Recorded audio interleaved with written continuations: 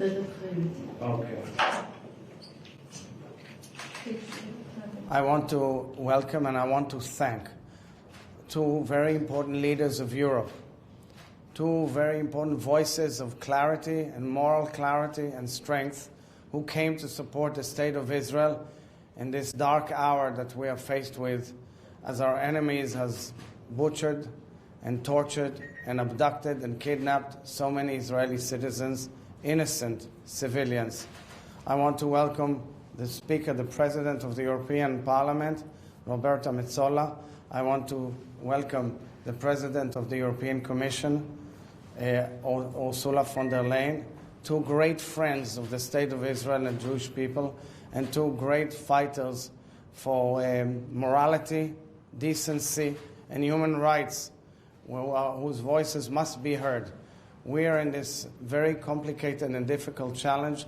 We are faced with clear demands from the international community. Number one, we're demanding that the hostages be returned to Israel immediately with no conditions of any kind. Number two, we must eradicate Hamas and its infrastructure in order to be able to let the Palestinians in the region live decently.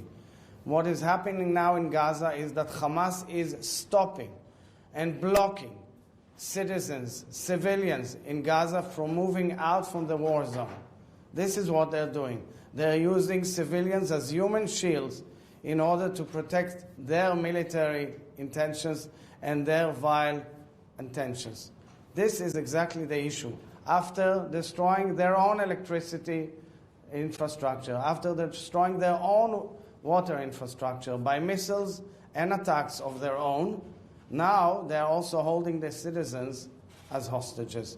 I demand from the international community to be extremely crystal clear about demanding the immediate removal of the civilians to another area so that there will be, under international law, the ability to continue fight and defend the state of Israel. And number two, the immediate release of all hostages and return to Israel immediately. Thank you and welcome, and thank you for your friendship. Thank you. Thank you. We stand with you. First of all, I would have liked the President to return to Israel under happier circumstances, but we came together, myself and the President of the Commission, to express solidarity after the most heinous attacks that your country has seen in generations. We have seen and witnessed. We went to Kfar Aza, I went to Raim, and saw the attacks that took place and the most atrocious massacre that we saw. A couple of points from my end. You saw also the European Parliament having met and manifested its full solidarity with you and your people. We also said that Hamas is a terrorist organization. It does not represent the aspiration of the Palestinian people, and therefore it must and we can stop Hamas. And I know that we can work together through the humanitarian consequences of what we are facing after these barbaric acts that we have seen. Thank you. Thank you very much for receiving us here. And indeed, we are friends of Israel, and when a friend is under attack, we have to stand together. We stand by you. It was very important for us to come here today. Thank you very much for hosting us here. We have been this morning in the kibbutz Kfar Aza, and there are no words to describe what we have seen, the suffering of the people, the atrocious attacks of Hamas.